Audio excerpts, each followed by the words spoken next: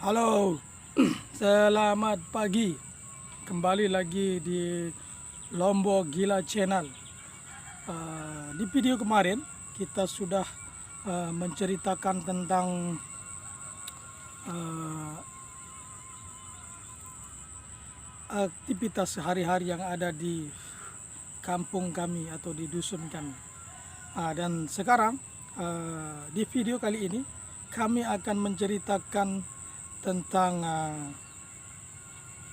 pemilihan kepala desa yang baru yang berada di desa kami, yaitu Desa Puyung. Karena dari bulan kemarin setelah diumumkan akan ada pemilihan kepala desa serentak se-Lombok Tengah,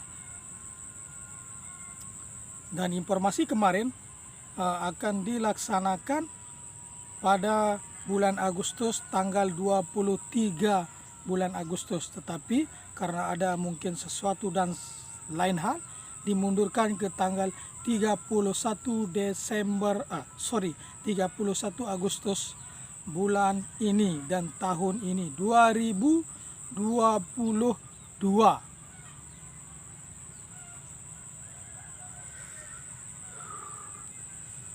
Ngerokok juga ada press. Mending ngerokok aja telang wah.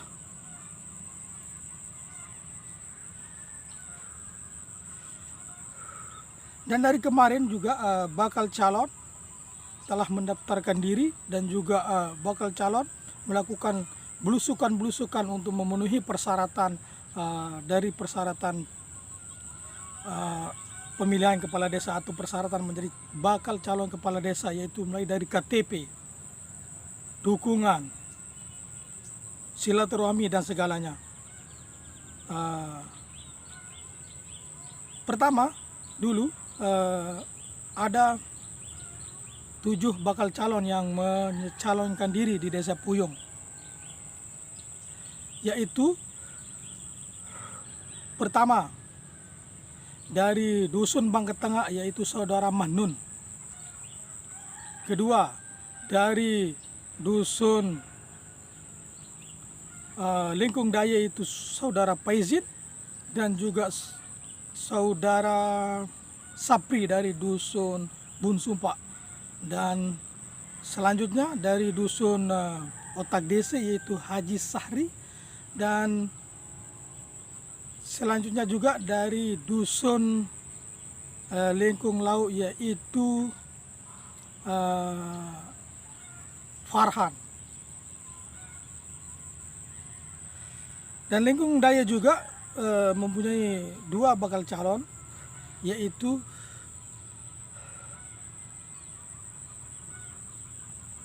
Ustaz Arif. Dari sekian penjaringan mulai tes segala macam dan titiknya di KTP yang ditentukan lolos oleh panitia pemilihan atau pemungutan atau pemilihan kepala desa, yaitu 4 bakal calon. Berarti yang 3 go out karena tidak memenuhi syarat dari informasi terakhir, dari tidak memenuhi syarat dari KTP, banyak yang double, banyak yang bla bla bla bla. Terpilihlah 4 orang. Yang pertama dari dusun Bun Sumpa atas nama Sapri, yang mempunyai jargon prima dalam melayani masyarakat. Dan yang kedua adalah Paizin Gigi Wardana yang dari dusun Lingkung Daya, yang mempunyai jargon jamak wah. Dan yang ketiga dari Lingkung Lau, yaitu saudara Farhan yang mempunyai jargon bisa. Dan yang keempat dari dusun Otak Desa yang mempunyai jargon maju. Mari tentukan pilihan Anda. Karena pemilihan kepala desa sebentar lagi, tinggal menghitung detik-detik hari. Karena sekarang sudah masuk bulan Agustus. Mari calon kepala desa mengeluarkan visi dan misi, target 100 hari ke depan dan target 6 tahun ke depan. Mau dibawa kemana Puyung ini? Tentu yang akan membawa Puyung ini menjadi maju, tentu masyarakat yang cerdas memilih.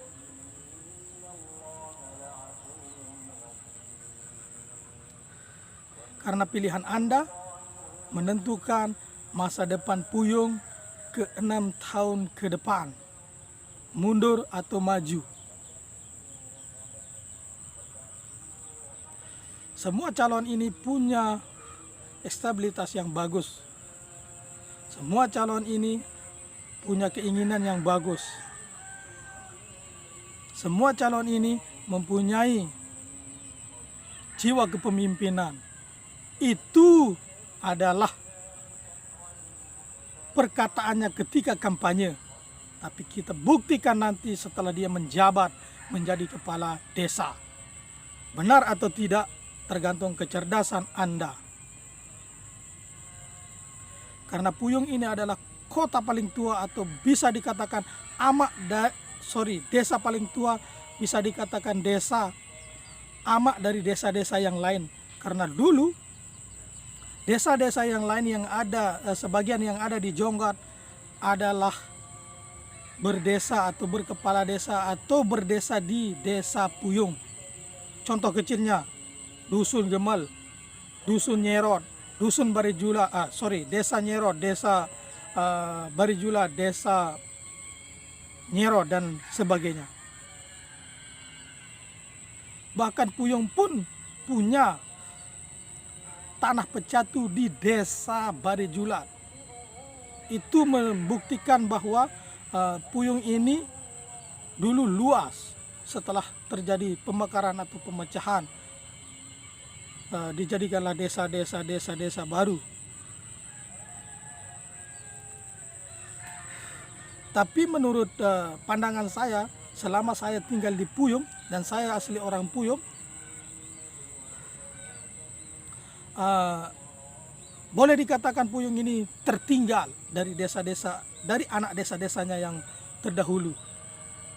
Desa-desa yang lain atau anak-anaknya terdahulu sudah maju, infrastruktur dan segala macam, dan masyarakatnya juga sudah maju. Puyung sangat tertinggal, sangat tertinggal sekali.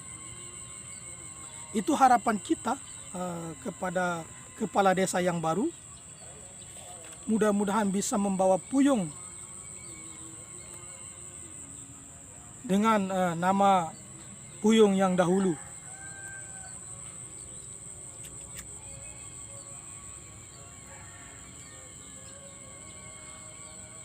Lupa kenapa ndek ngerokok, apa ndek ngeraos. Oke, kita sambil merokok santai-santai saja.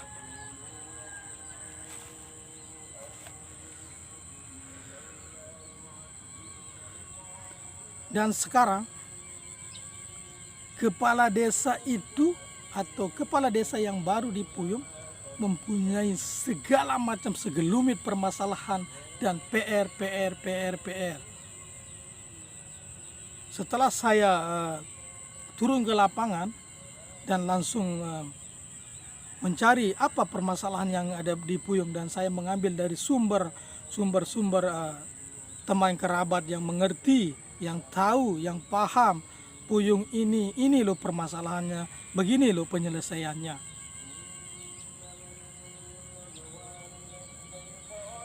Seperti contoh kecilnya, yang pertama TPS 3R. TPS 3R itu pada zaman pemerintahan yang kemarin anggarannya besar, dari mulai pembangunannya, dari mulai proses akan sampah itu akan diolah menjadi cuan, menjadi uang, dari mulai sampah plastik dan sampah lainnya yang akan nanti mungkin akan dibuat menjadi pupuk organik, dan plastiknya bisa dijual, menghasilkan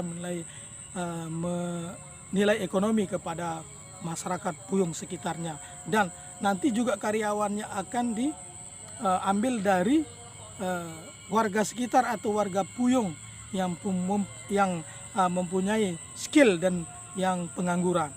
Itu ceritanya dulu. Mudah-mudahan nanti dapat direalisasi oleh kepala desa yang baru yang berani melakukan terobosan. Untung rugi di usaha itu biasa, tetapi realistis atau transparan proses anggaran dan pengelolaannya. Contohnya sekarang TPS 3R 0 besar, nihil, tidak ada hasilnya, tidak ada tertera juga anggaran berapa yang dipakai, berapa yang diberikan oleh LH per tahun. Itu dananya besar, bro. Mari berpikir cerdas, wahai kepala desa yang baru dan masyarakat yang akan memilih Anda. Yang kedua,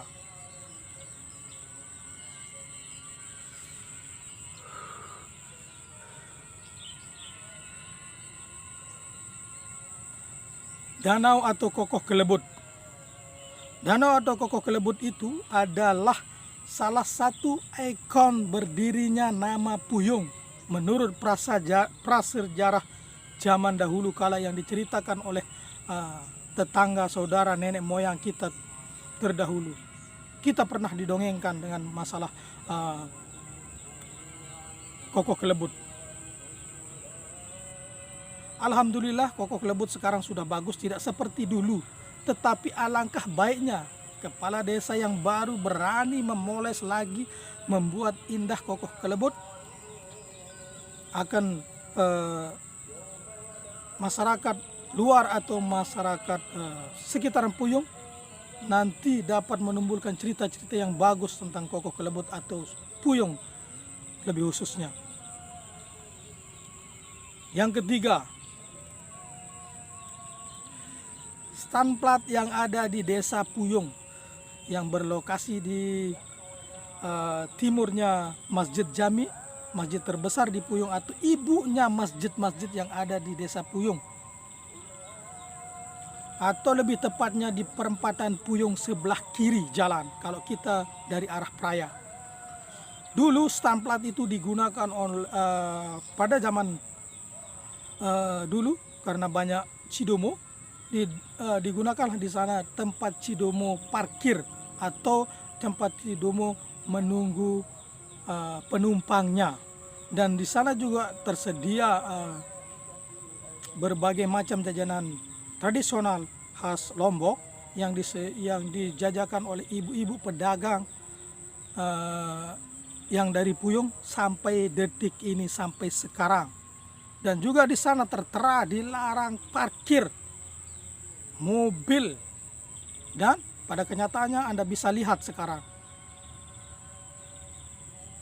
Ini bukan tentang protes masalah kepemimpinan, bukan, tapi ini protes atau kritik yang membangun masalah desa Puyung supaya lebih bagus dan menghasilkan ekonomi yang berkelanjutan, dan masyarakat pun ikut tersenyum dari semua hasil yang ada di Puyung.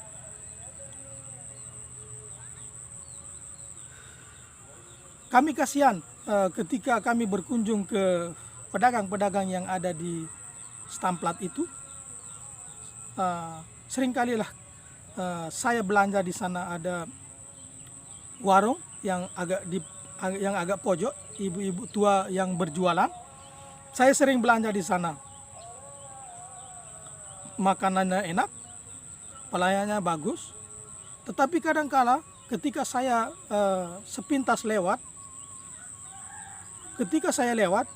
saya melihat ibu-ibu itu sedang ditagih sama rentenir atau bangingking. Kasihan sekali. Jualannya jarang laku, tapi hutangnya masih ada. Kalau tidak berhutang, tidak tidak punya uang untuk buat usaha, karena di sana tidak pernah dipromosikan oleh pihak pemerintah desa atau pemerintah setempat. Tidak pernah dipromosikan bahwa di sana ada ikon-ikon kuliner yang dari dahulu. Mereka butuh sentuhan, mereka butuh modal-modal, mungkin lewat BUMDes atau yang lainnya. Dan juga di sana pihak pemerintah tidak pernah memasang pelang untuk di luar mana-mana sepanduk. Adin tetau nisi dengan entan berjual masyarakat Puyung di sana. Di sana dia mencari rezeki, entah itu untuk menghidupi keluarganya, anaknya yang bersekolah, cucunya yang bersekolah. Sedikit saja atau saya mengajak masyarakat Puyung belanjalah ke sana supaya mereka merasa diperhatikan sama masyarakat sekeliling dan pemerintah. Kalau bisa pemerintah promosikan, bantu mereka, apa solusinya, apa permasalahannya, supaya mereka itu merasa terbantu dan diperhatikan sama pihak desa. Walaupun tanahnya diklaim oleh kabupaten, walaupun tanahnya akan mau dikontrak sama pihak Indomaret atau Alfamart, apalah namanya, itu adalah kewenangan pemerintah desa. Diberikan atau tidak, itu adalah kewenangan pemerintah desa. Tetapi ingat, pemerintah desa juga punya masyarakat.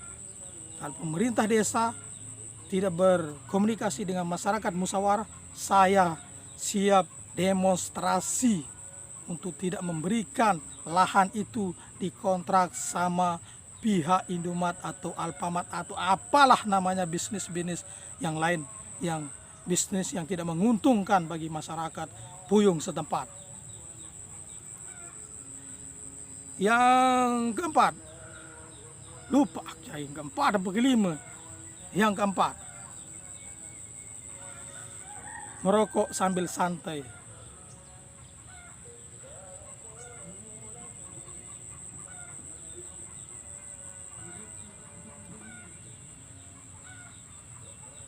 Oke, yang keempat kita lanjut. Kita punya gedung serbaguna dan itu aset milik asli desa Puyung. Saya salut, di sana masih sampai sekarang ada namanya gedung dipakai untuk atlet bulu tangkis. Atlet bulu tangkis ini juga perlu diperhatikan sama pemerintah desa. Pemerintah desa nanti kalau atletnya bagus, sukses, bisa kita kirim ke event-event kabupaten, nasional maupun internasional, bibit-bibit atlet yang bagus. Perlu perhatian. Dan juga di gedung serbaguna itu dulu, kemarin kepala desa yang kemarin, digunakan tempat pembuangan sampah. Yang dibuang itu adalah sampah yang berada di desa Puyung. Pemikiran yang bodoh bagi saya pribadi, tapi bagi pemerintah desa mungkin saya tidak tahu. Karena begini,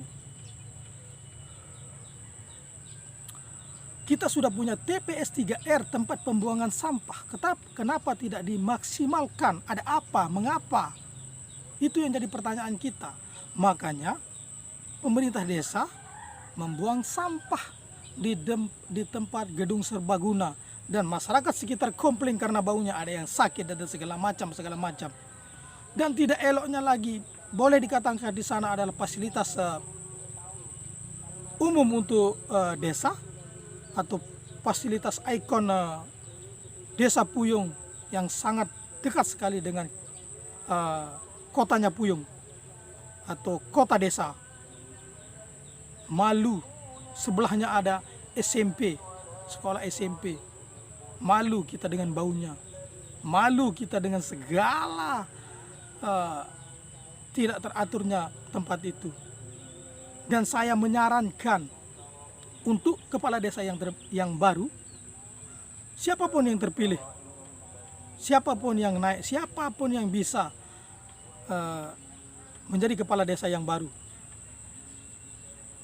alangkah baiknya di sana gedung serbaguna itu direhab dan tetap dijadikan tempat atlet bulu tangkis. Dan kita mempunyai halaman yang luas, bisa jadi parkir anak SMP, kita pun dapat cuan dari biaya parkir, dari pembayaran parkir. Kita juga bisa membuat food court, food street, atau pedagang kaki lima, apalah namanya, yang menghasilkan uang bagi masyarakat Puyung. Contohnya kalau dibuat food street,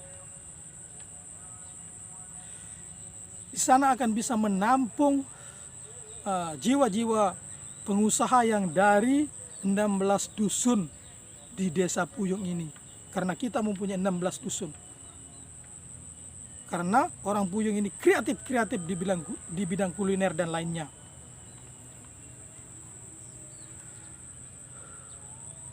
Itu akan bisa mendapatkan cuan untuk masyarakat dan untuk pemerintah desa.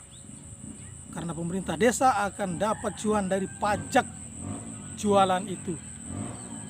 Dan mungkin ada ide-ide lain dari teman-teman yang lain, bisa komen di channel saya, di Arif Liburan di channel Lombok Gila Channel. Mungkin ada ide, kritik, dan saran atau ide-ide untuk membangun desa, kita persilahkan. Karena desa Puyung ini adalah desa kita. Sebentar dulu, saya mau ngerokok.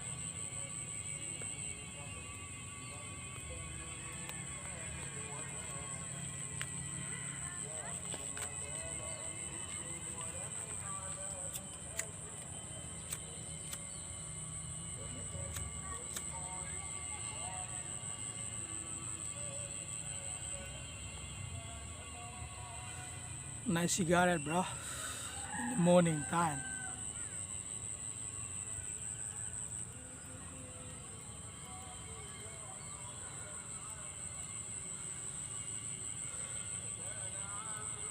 Dan setelah saya mendengarkan aspirasi berbagai macam masyarakat yang ada di desa Puyung, dia akan setuju dan akan sangat senang kalau di sana akan dibuat food court, food street, pedagang kaki lima. Walaupun dia akan menyewa di pemerintah desa atau melalui wadah BUM desa dan segalanya. Nanti dia akan bisa kerjasama asalkan dia disediakan fasilitas untuk mereka mencari, mengais rezeki. Mudah-mudahan kepala desa yang baru dapat mendengar aspirasi masyarakat ini. Yang selanjutnya,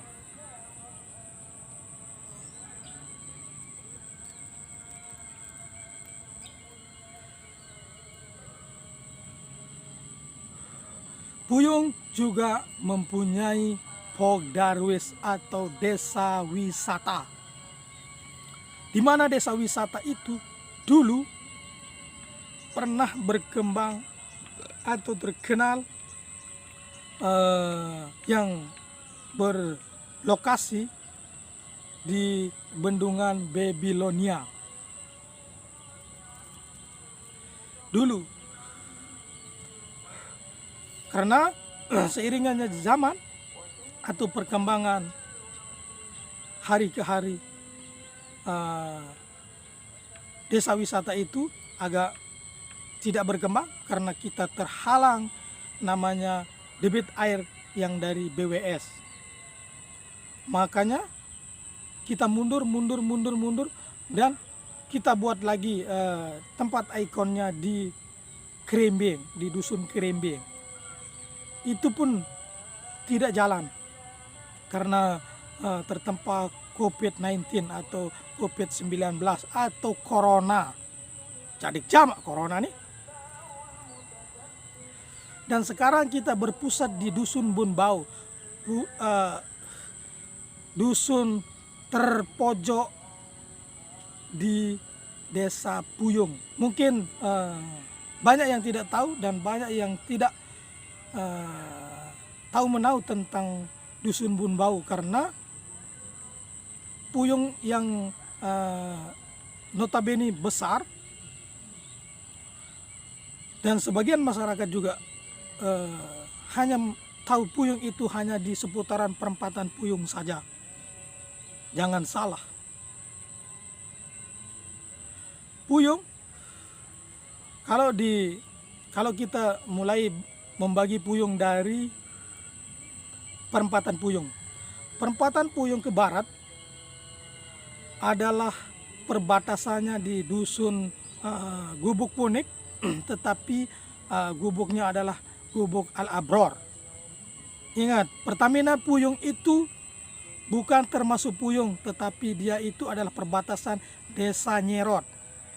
Itulah di sanalah perbatasan Puyung dan Desa Nyerot. Kalau kita kembali lagi ke perempatan Puyung belok kanan kalau dari Pertamina, di sana ada namanya Gubuk Ketangga kalau tidak salah. Perbatasan Puyung dan Sukerare.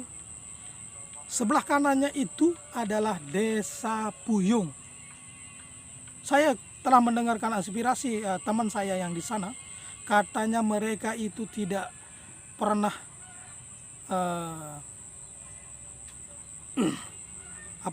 mereka seperti dianaktirikan sama Desa Puyung, karena mereka agak jauh. Boleh dikatakan mereka bisa dikatakan mereka itu adalah kebanyakan keturunan Sukerare, tetapi mereka adalah asli di KTP-nya dan di KK-nya adalah warga Puyung asli. Mari calon kepala desa atau kepala desa yang baru sentuh mereka, berikan mereka bimbingan, masukan, saran, kritik, apa yang mereka butuhkan, apa yang mereka mau kembangkan untuk pemerataan ekonomi, untuk pemerataan segala hal yang ada program-program di Desa Puyung.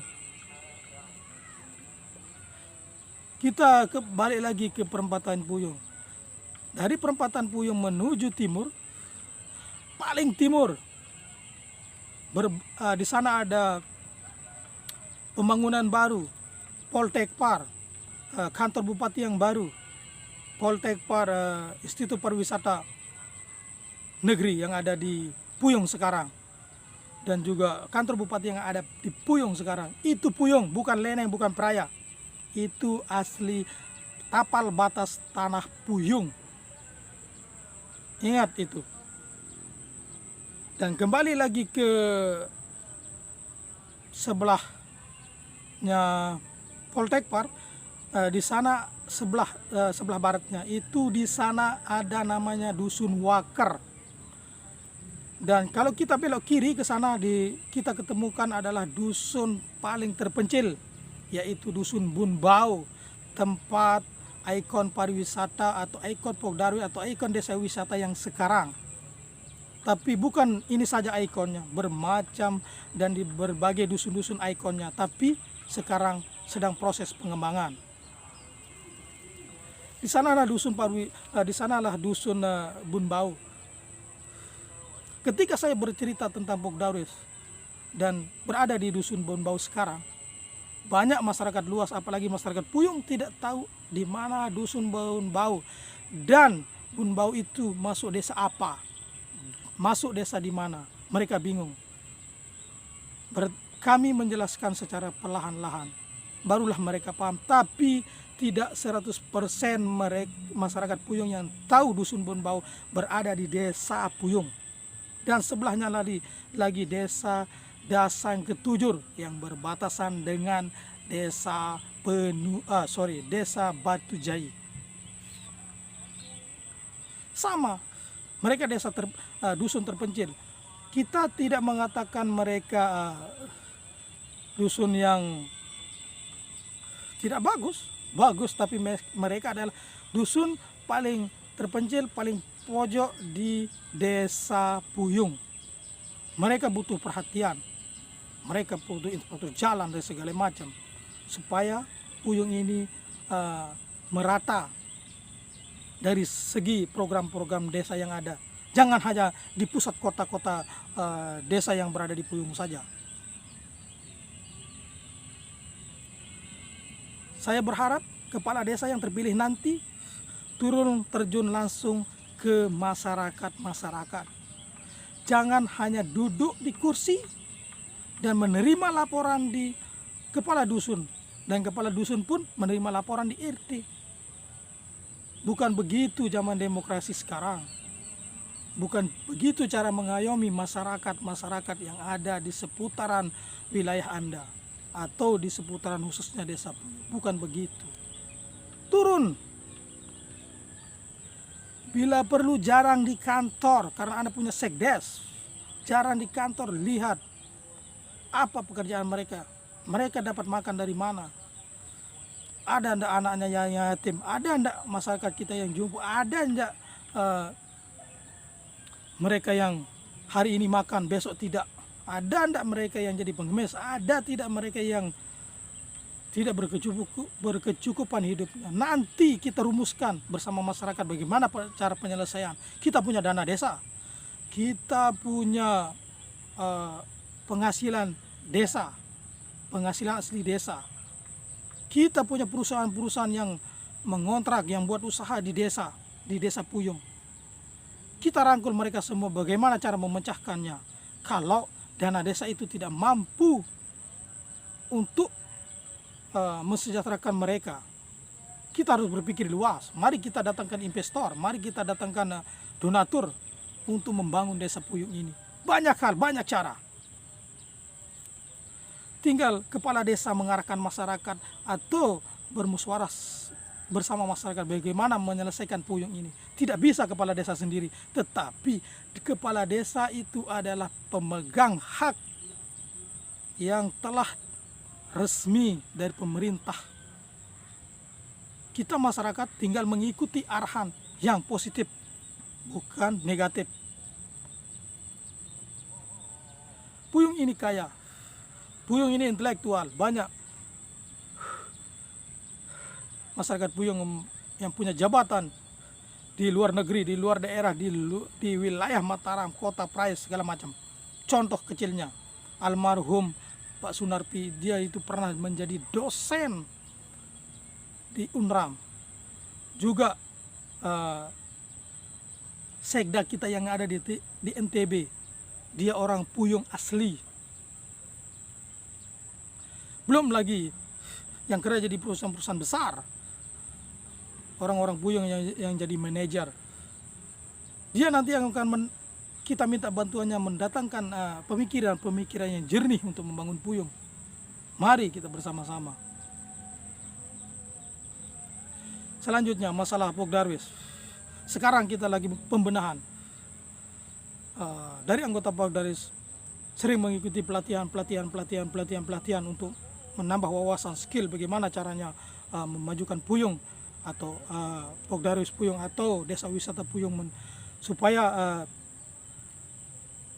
desa Puyuh ini bisa menimbulkan ekonomi yang positif dan menghasilkan cuan.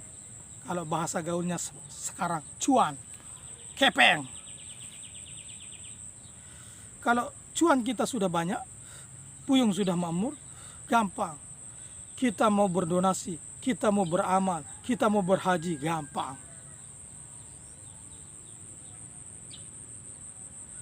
Oke, selanjutnya dari perempatan Puyuh,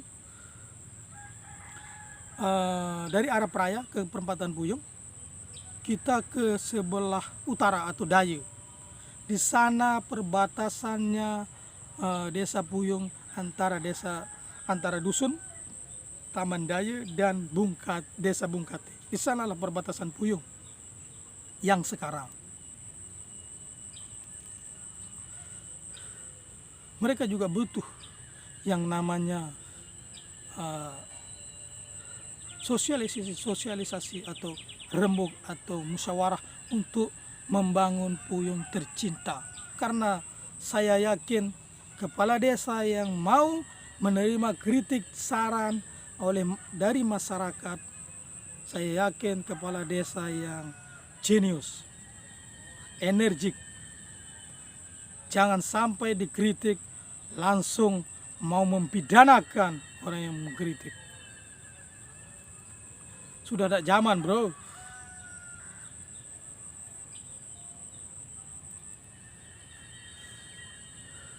Kembali lagi, banyak sekali ikon-ikon yang ada di Puyung ini yang akan membuat Puyung ini kembali menjadi Puyung yang terbaik, terbagus, tersejahtera di antara desa-desa yang lain. Kita tidak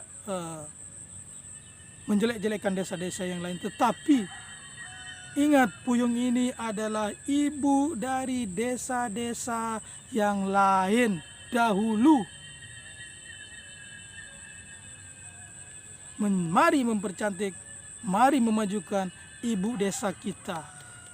Karena ikon desa Puyung adalah ibu desa-desa yang lain. Banyak cara, banyak sekali cara. Kita sekarang punya Karang Taruna, punya Pok Darwis, punya di luar instansi pemerintah yang lain, punya Trans Hero yang yang berpusat di pembersihan atau pemilihan sampah atau pemungutan sampah plastik supaya daerah kita clean, supaya daerah kita maju, bersih, dan lain-lainnya. Kita punya Trans Hero sekarang yang berpusat di Dusun Otak Desa. Dan juga banyak lembaga-lembaga sosial yang ada di Puyung. Kita juga punya GIB, Gerakan Ikhlas Bersedekah. Mari kita rangkul mereka, mari kita mengajak mereka berkolaborasi, bermusyawarah bagaimana caranya membuat Puyung ini lebih baik dengan tupoksi kegunaan tugas mereka masing-masing. Itu yang harus dilakukan oleh kepala desa yang baru. Kami kabarkan sedikit dulu. Calon kepala desa kita sekarang ada 4. Pertama, Pak Sapri dari Dusun Bun Sumpa. Pak Sapri ini mempunyai jargon adalah prima dalam melayani masyarakat. Jejak digitalnya, dia pernah menjadi staf desa. Kedua, dia pernah menjadi sekdes desa Puyung. Ketiga, dia juga pernah turun lagi jabatannya menjadi perangkat desa. Nomor 2, Pak Izin Gigih Wardana. Dia pemuda politikus muda dari Dusun Lengkung Daya. Dia juga pernah memegang jabatan menjadi ketua PAC PDI Perjuangan, Partai PDI Perjuangan. Dan yang ketiga adalah Farhan dari Lengkung Laut, pengusaha muda dari Lengkung Laut. Dia bergerak di bidang percetakan dan juga di bidang proyek-proyek. Yang keempat adalah Haji Sahri, mantan kepala dusun Otak Desa Puyung. Itulah sekilas gambaran dari bakal calon kepala desa Puyung dan PR-PR segelumit PR yang ada di desa Puyung, dan banyak lagi PR-PR yang lain yang harus kita kupas di next video. Terima kasih. Semoga Puyung semakin maju. Puyung religius, Puyung bermartabat. Prima, jamak-jamak bisa maju. Thank you. See you in the next video. Bye-bye.